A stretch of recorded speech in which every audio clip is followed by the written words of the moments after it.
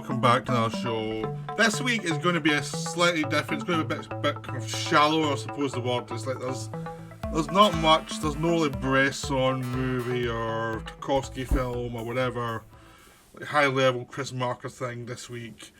I've had a busy week. I haven't had a chance to really watch anything too deep, so I'm going by films that are more fun that I've watched.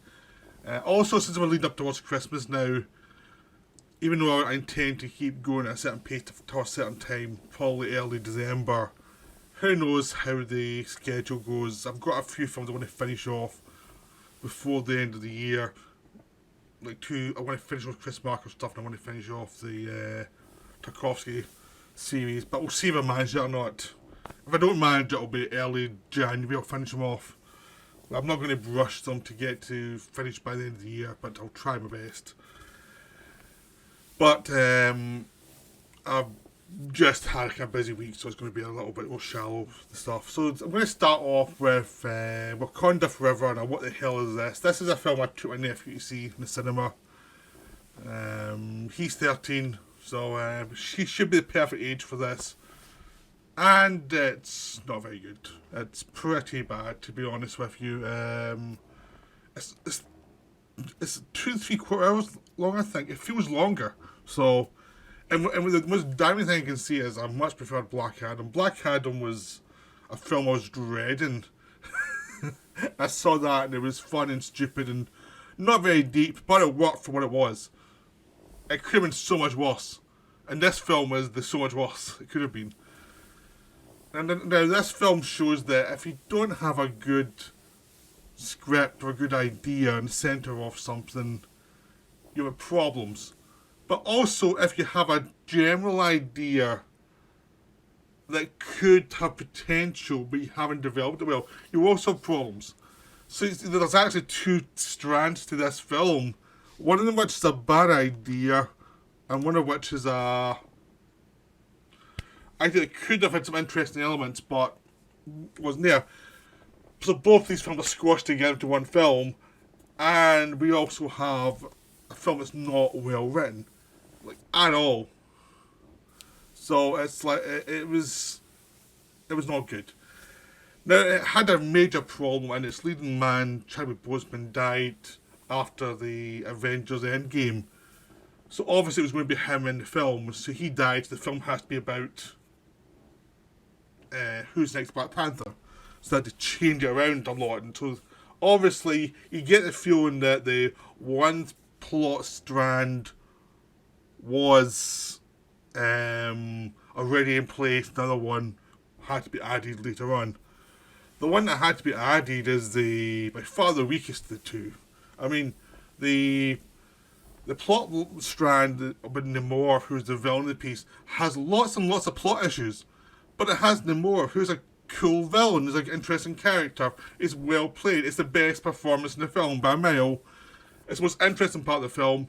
Anytime you're with Namor, it may be really flawed, but he's carrying the film, and you're interested. The other side of it is not good, because they're forced to put the Black Panther mantle on the sister of the Black Panther character due to the mythology. And it's so obviously not a good fit. It's really not a good fit. And it's not the actress's fault. She's doing what she was asked to do. It's like, and she had a lot of verve and interesting stuff in the first film, so it's not like it's like, oh my god, what happened to her? It's like, she was given bad material. And the character did not fit this thing. I think they were building her up to be Black Panther in the future over a long term, but they have to fit it all into one film. And that's a terrible idea. And it's even worse in the sense that there are other characters there who could have made a decent Black Panther. Now, the girlfriend of the Black Panther from the first one,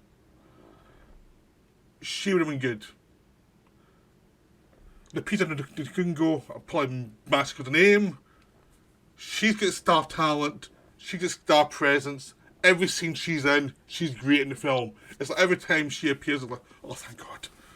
thank God. See, if she's in it or the Moore's in it, it's like, oh, thank God. There's another character who's like the tribal chief of the faction Wakanda that are more old-fashioned. Whenever he's in it, it's like, oh, thank God, because he's good as well. The character's not served well, but he's good, and it's like, well, he's a point of view character where everything he says in the film makes sense, and no one else does.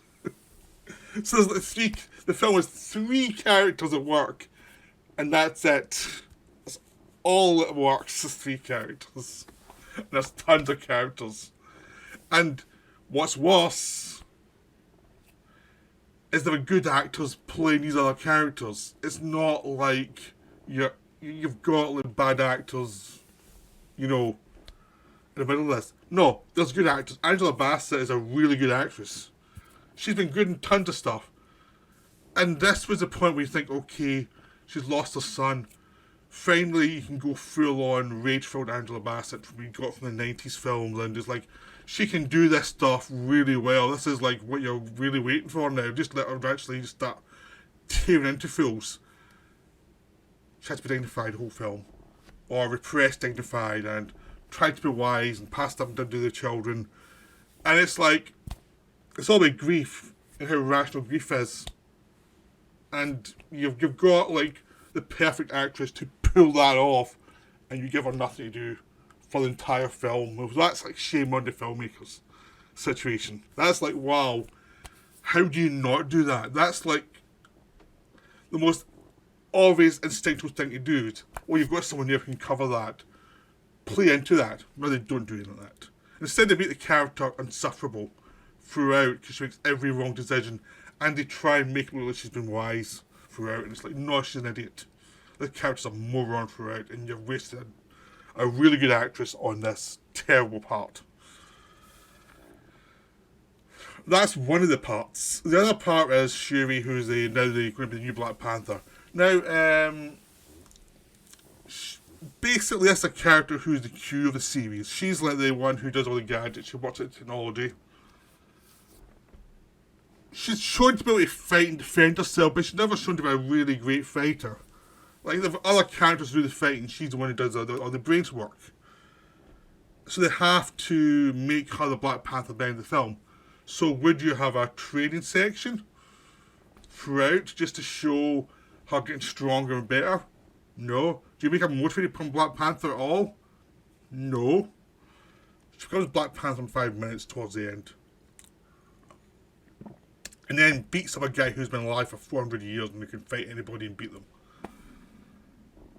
And she survives being stabbed, and there's no blood, and there's nothing that slows her down. It's just insanely stupid.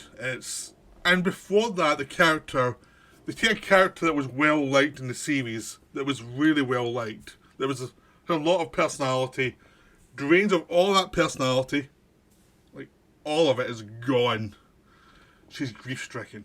Now, I don't know if you've ever dealt with anyone who's suffering from grief. There's lots of ways to do it. But most people have to go on their lives, and it's something that comes out in little bits and bobs. The personality's still there, but they're still surviving. Most people dealing with grief do not have a 800-degree turn. Especially if you try to make a film where you're meant to like your lead character. The lead character was likeable to start with. You change the character entirely to make her monotone and depressed, and I'll make every bad decision possible. Now, there's a really good film you can make with the idea of, if you're in grief, you make really bad decisions. That's a good story. Peter Mullen did it in Orphans years ago. It's perfectly good. You could have covered so much of this film by saying, these are people in grief who are not accepting grief and are making bad decisions. This film doesn't do that. This film says, oh no, they're doing their best in a bad situation. It's like, no, they're not. They're screwing everything up. Like, I found myself on the villain's side a lot. And this villain wants to attack the surface world and destroy lots of people. Compared to the Wakandans in this film, at least he has some passion. At least he's trying to protect his people. The Wakandans, you don't know what their motivation is. It's just to be smug, usually, and say, oh, you can't criticise me, I'm grieving. Or, I'm a royal family member, you can't say anything bad about what I've done. So it's like there's a reason why most countries with royal families is because of dicks. And this film pretty much shows they're dicks, but will not accept you actually criticise them. So the film is just a mess. I haven't got into the plot yet. This is just the character stuff. And like a third of the way in the film, I was thinking, this is insufferable. This is just so bad. Like, how am I going to get through two more hours of this? And I was making like obvious sighs. Like, oh god, I hate this. It got slightly better because they actually did some action scenes, and he spent some more time with Namor. And anytime he went with Namor as a villain, he was much more of an interesting character. Sort of like what Killmonger was in the first film, where whenever he was the villain, it's like, oh, thank God for the villain. He's like way more interesting than the hero. I mean, Black Panther got a lot of good reviews. I thought it was a fine film. Didn't love it. I like Chadwick Boseman in the lead, so I like Michael B. Jordan as a villain. So there's a lot of stuff to like, even though I thought it had some problems. This one is like there's no likable leads, but you just rely on the villain, and that's it. You'll get Martin Freeman, Julia Louis-Dreyfus show up as the token white people in this film, and you wish they weren't there. It was like, please get rid of the white people in this film because the characters and the motivations don't work, like, at all. Martin Freeman does things that are stupid throughout the film, and his characters are meant to be really smart, and he's like, what are you doing? This is dumb. But every character does that in this film. Every character's a moron in this film. And if they're not, they're portrayed as being a moron if they actually have a motivation that actually makes sense. Basically, those scenes are there to say, oh, the Western world is out to get our technology. We're threatened by them, so that would justify anything we do in this film. So they're there to the token villains. And what's worse is, the Western world are token villains to people in these kind of countries. That's legitimate criticism. But we do it this lazily. It's embarrassing because you're feeling bad for the awful people who you in real life despise. And it's like, and the reason I think they went to those scenes as well as try to set up this plot and make the lead characters look less awful, is to have some humour, because there's not much humour. And Martin Freeman and Julia Louis-Dreyfus, they can be funny. They're really funny people, and they keep the comedy going throughout, because they're both in great comedies and they really know what they're doing. The scenes don't make sense, but at least they're funny. And that's the problem, is it's there to set up make sure you remember all the white people are the villains. When this film, notice the Wakandans are awful for most of the film. They will not. They're told by Namor, if you tell the rest of the world we exist, we're going to attack you. And then they attack them anyway. So why not just ask for help? Oh yeah, because they want to keep their technology, obviously. But there's a way to ask for help with certain people who you made friends with throughout the rest of the films that you could bring in to deal with these people. There's lots of stuff they could have done that was it's just easy to do, but they did not do. The whole film has that kind of feeling that there's cures for everything, and by not telling anybody, they look more villainous by their actions, because they go and kidnap someone from America to protect her, but they end up getting in fights with the American government, which looks like a declaration of war, frankly, from any objective side, because you're blowing up parts of, I think it's Washington they go to, I can't remember where they go to. I was not paying that much attention at a certain point, because I'd been beaten into submission with this film, how boring it was. And there's whole sequences that the action scenes are boring. There's nothing near any action scenes you haven't seen before. They bring in the scientist as they're trying to protect as a new Iron Man, or the Iron Woman, and that character's given not much to do. She's just there to be protected, and you don't really have a clue who this character actually is. And again, it's not a problem with the actress. She's fine. She's just not given much. She's just given basic stuff to do, and she does what she can with it. That's the problem in most of the film. A lot of people are trying their best to make do with like, bad motivation. It's kind of like Iron Man 2, where, remember Iron Man 2, where basically Iron Man was like doing crazy stuff for a reason, at least from his point of view, it made more sense. But it was still a very self-indulgent film and very fragmented, and you can never really get behind the lead character, and the villains were vague and weird, and it never really came together. Even though there's some good parts, the bad parts kind of toned it down. This film still feels the same way. But this one, the villains, I think, is keeping it going. The second half gets a bit better because it's dealing with Namor. Namor is great. Namor is wonderful in this film. The actor's terrific. The backstory is really enjoyable. You can get a feeling the director really enjoyed this section and he's having a ball with it. But at some point, he has to be the villain.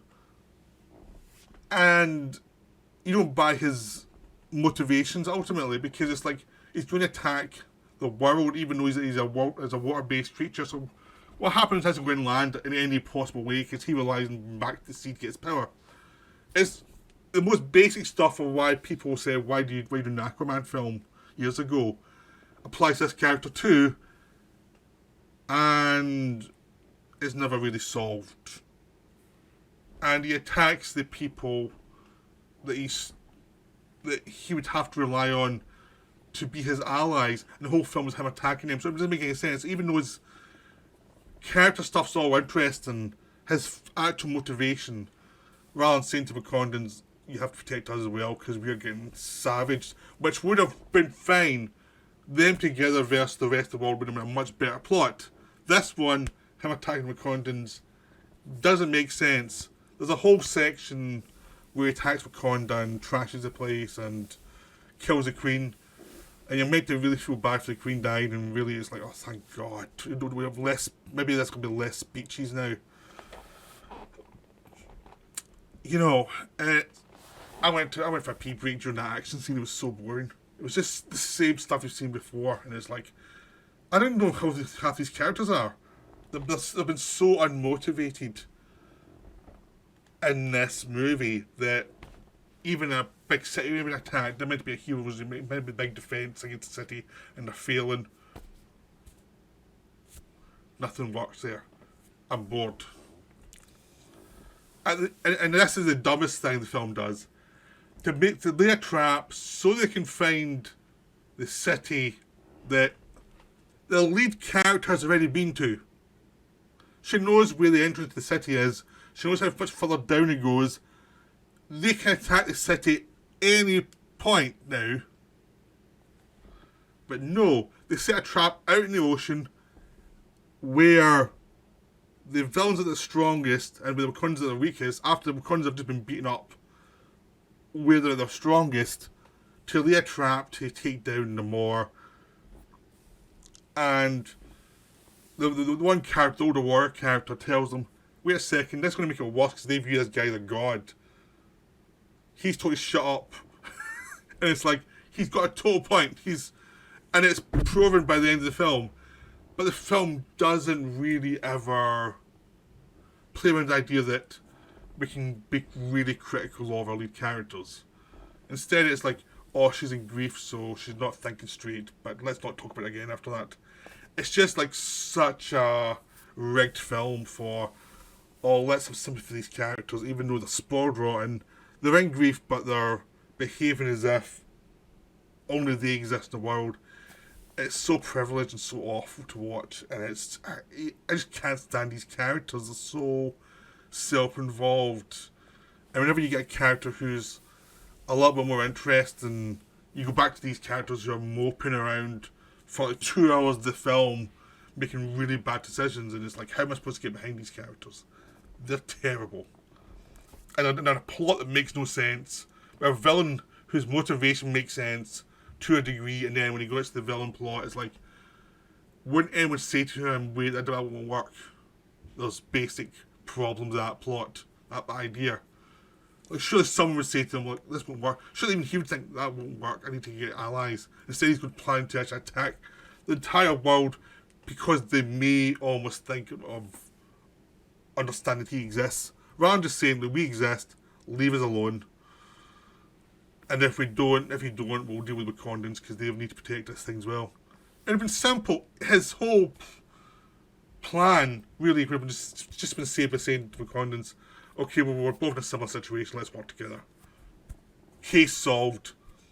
And they had to find the scientist to kill the scientist because she worked out how to find the metal they're trying to protect. And they don't realise that the American military will now have that technology anyway. They're going to have backups. If the plot in basic levels doesn't make sense, it's just to get from A to B to C, to get people involved in the plot. And even you're watching it, you think, I can't remember not being invested in this because it's so stupid. The plot lines are so stupid, I can't be invested because they're setting up peril where there should not be a peril. They've set up situations where it's obvious who said what to whom, and it's obvious no one's thought stuff through, and everything is telegraphed miles in advance, and it's just dumb. The whole film is just dumb. It's just an insult to intelligence, and I mean, I knew that this film was probably going to be a troubled film because they lost the lead actor. There was going to be problems with that. But there's no excuse for how lazy what this is, how unmotivated and unearned most of the character stuff is. How they basically turn a character who's the Q of the series into Black Panther without any real fighting skills that are shown throughout the film. The basic thing is, if you want a person to win a fight at the end, you have to show they can fight during the film. And in this one, you see her dealing with stuff like technology, but not actually fighting throughout the film. So there's no... So when you get to the end of it, you just think it's a rigged fight. And you're dealing with a film with a plot at the end that makes so little sense that by that point it's like, oh, forget it, this film is dumb. So yeah, I mean, Wakanda Forever might be one of the worst Marvel films. It had problems from the outset from losing its lead man, but the plotting it had and the lack of actual sense and laziness involved in it is quite stunning. I mean, I said some really nice things about the new Doctor Strange and the new Thor. These are two divisive films for some people, but this is the one that's the best reviewed film. This Wakanda Forever. It's by far the worst one. It's so lazy. And now it's like one of those things is like Marvel's in a bit of a rut with some of these films. It's like unless they have an experienced director there, like Sam Raimi or Taika Waititi, some of the films tend to be pretty weak. They tend to have directors making films that you feel like TV shows now. It's like the only really nice surprise was Shang-Chi. I mean, Eternals was weak. Black Widow was weak. You know. And the ones, even those experienced directors, now they're divisive because they don't do the normal thing. But whenever they try to do a normal thing, at the moment, they're just doing these lazy plots. And it's like, are they so thinly spread because they're doing the TV shows as well that they can't really focus anymore? I don't know, but there's something's definitely wrong because this film, it should have been struck down before they started for the plot and just said, we need to find another plot for this character. If we want this to be the villain, you need to find another plot for it because this doesn't make sense. I mean, it's something you're watching, nothing's making sense, and the reason for any action scenes are there is like nothing makes sense. Nothing's revealed to make sense. It's all just this blah mess. So yeah, sorry to be so negative, but this film just annoyed the hell out of me. It was like, you just can't do a film this lazy. It's like so much of it could have been solved in the writing stage. Because you had such good talent and actors. You had lots of actors being completely wasted in this film. And you had decent characters in the first film being completely wasted. And it was just like, how do you waste so much talent? It's just a case of script. The script was just dire. And no one said anything like, are we really doing this? It's one of those situations. So, Wakanda Forever, just avoid it. It's bad. So, I hope you enjoyed this video. And I'll be back soon for another one. Bye for now.